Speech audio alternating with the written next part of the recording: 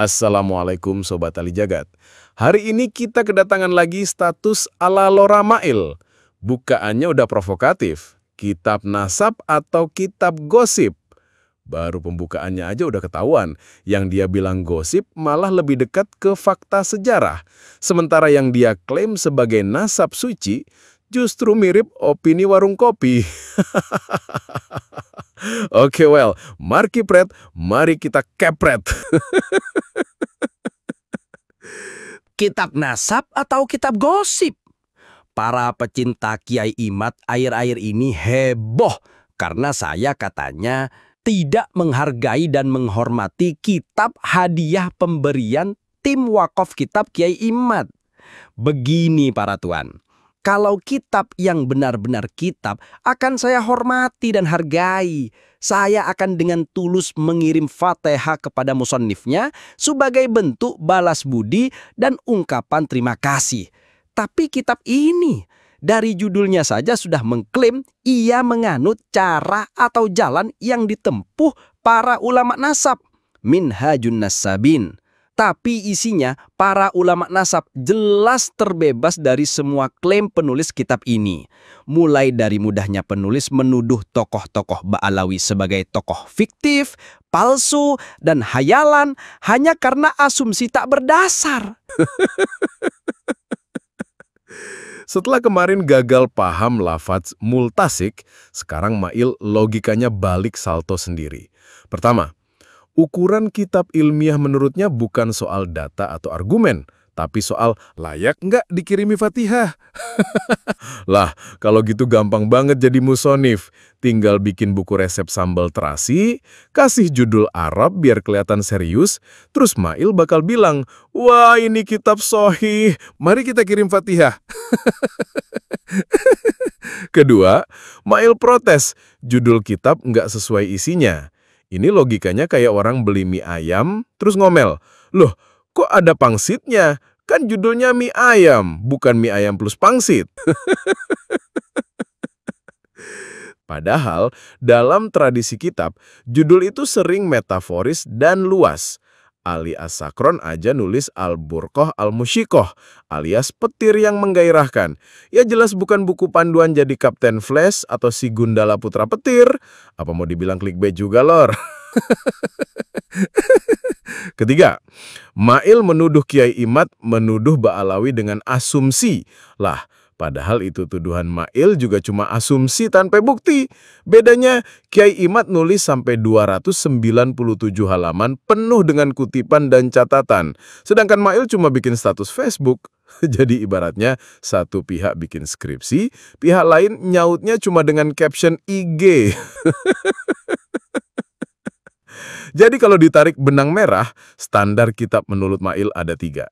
Harus dapat Fatihah darinya, judul wajib 100% sama kayak isi, dan kalau ada argumen panjang, tinggal dicap asumsi. Hasil akhirnya, status Mail malah lebih mirip kitab gosip. Sampai ada faslun khusus yang isinya adalah daftar Ba'alawi yang pernah berbuat kriminal dan masuk penjara di Indonesia. Apa hubungannya ini dengan kajian ilmiah nasab? Fasal kriminal Ba'alawi ini juga tidak diakhiri dengan keterangan lain, seperti untuk apa dicantumkan dan kesimpulan atau pelajaran apa yang bisa diambil darinya. Intinya, cuma daftar kriminal aja udah mirip acara sergapnya Bang Napi dulu yang sering kita tonton di RCTI. Oke, nah ini contoh fallacy. Kalau Ba'alawi disebut fiktif atau bermasalah, langsung dicap asumsi. Tapi giliran pengakuan Ba'alawi sebagai zuriat Nabi tanpa bukti sejarah yang jelas, itu nggak dianggap asumsi, malah otomatis sohih. Lah, ini standar ganda model apa? Kayak wasit bola yang cuma tiup peluit kalau tim lawan nyentuh bola, giliran pemain sendiri pelanggaran, pura-pura nggak lihat. Soal pasal kriminal, Mail protes. Apa hubungannya dengan kajian ilmiah nasab? Lah, justru ada hubungannya, Lor. Nasab itu bukan cuma nulis garis keturunan mulus kayak tembok di pesantren. Track record itu bagian penting untuk nunjukin integritas keturunan. Kalau ada yang ngakunya cucu Nabi, tapi malah trending karena kasus kriminal, ya itu fakta sejarah yang layak dicatat. Masa daftar prestasi boleh, daftar kriminal nggak boleh? Terus Mael ngeluh, Fasal itu cuma daftar kriminal aja tanpa kesimpulan. Ya jelas, kitab nasab itu bukan modul parenting lor, itu catatan, bukan motivasi golden ways. Jangan ngarep penulis kitab tiba-tiba nulis pelajaran moral. Jangan jadi kriminal ya anak-anak. Lucunya, Mail sendiri yang bilang mirip Atara Sergap Bang Napi. Lah, siapa tahu memang itu gaya unik Kiai Imad, Nasab Edition, with Bang Napi vibes. Ingat kata Bang Napi, kejahatan terjadi bukan hanya karena ada niat, tapi juga karena ada kesempatan dan nasab. Tidak lupa, sumber beritanya turut dicantumkan. Mulai dari tempo.com, detik.com, viva.com, dan lain-lain. Suatu hal yang tidak Kiai Imad lakukan sama sekali ketika menulis kitab Al-Fiqrah An-Nahdiyah yang jelas-jelas menukil dari situs-situs Wahabi tanpa menyebutkan referensi seakan itu adalah tulisan asli Kiai Imad. Sampai detik ini, Kiai Imad belum menjawab terkait kebohongan dan kecurangan ilmiah beliau yang satu ini. Tapi kitab Al-Fiqrah An-Nahdiyahnya tidak pernah dipromosikan lagi setelah copasnya ketahuan dan ketangkep basah. Waktu Kiai Imad ngasih sumber berita mainstream kayak Tempo atau Detik, Mael langsung protes. Ini kitab apa portal berita lor? Tapi giliran Ali Asakron bikin kitab tanpa satupun sumber, tiba-tiba nada berubah. Itu karya ulama, jangan sembarangan. Lah, ini logika atau lampu lalu lintas. Kalau ada sumber ditilang, kalau nggak ada sumber, malah dikasih SIM seumur hidup. Maunya apa sih, Lor? Terus dibawa-bawa lagi kitab Al-Fiqrah Nahdiyah yang katanya copas dari situs Wahabi tanpa nyantumin referensi. Kalau emang bener, tunjukin dong link mana, paragraf berapa, biar jelas.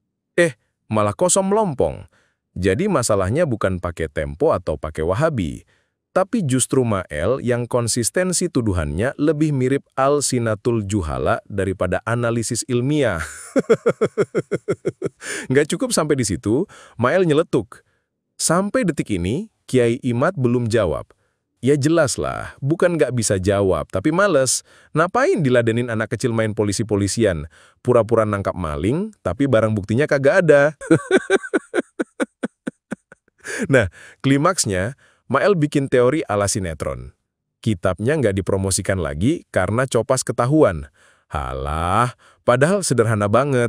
Kalau kitab udah nggak rame lagi ya karena orang udah selesai baca. Bukan karena ketangkap basah kayak maling sendal di masjid. Tapi jujur aja ya, kalau gue pribadi sih, males juga baca Fiqrah Nahdiyah. Soalnya di situ Kiai Imad masih nulis, Ba'alwi cucunya Nabi. Nah, akhirnya, Mail kasih rekomendasi yang nggak kalah absurd. Pada akhirnya, kalau kalian ingin membaca kitab nasab yang unik, aneh, dan agak lain pembahasannya dari kitab-kitab nasab yang lain, silahkan beli kitab Kiai Imad yang satu ini. Kalau nggak salah harganya 95.000 di toko-toko online. Kapan-kapan kita akan mereview kitab terbaru yang diklaim Kiai Imad sebagai Qaul Jadid, jika isinya ada kontradiktif dengan kitab-kitabnya yang lain ini. Lah, ini kritik atau malah jadi affiliate marketing, Lor? Tinggal kasih kode voucher aja sekalian. Pakai kode LORAMAIL95 dapat diskon ongkir. Terus, Mail gaya-gayaan bilang, kapan-kapan kita akan review kitab terbaru yang diklaim sebagai Qaul Jadid. Ini udah kayak YouTuber gaming yang suka bikin janji, next episode kita review map baru ya guys. Padahal track record reviewnya aja udah kayak sinetron nggak kelar-kelar. Semua dikeripik tapi pakai logika bolak-balik sendiri. Dan soal tuduhan kontradiktif dengan kitab sebelumnya, please Delor, semua karya besar pasti punya perkembangan pemikiran. Imam Syafi'i aja ada Qaul Qadim dan Qaul Jadid. Lah, masa Kiai Imad nggak boleh? Atau jangan-jangan menurut Mail, biar dianggap konsisten, kitab harus copy-paste sama dari awal sampai akhir. Nanti kalau ada revisi, malah dibilang belok haluan. Jadi, kalau disimpulin, penutup Mail ini sebenarnya lebih milih preview netizen Tokopedia. Barangnya aneh, unik, agak nyeleneh, tapi recommended kita bintang 5.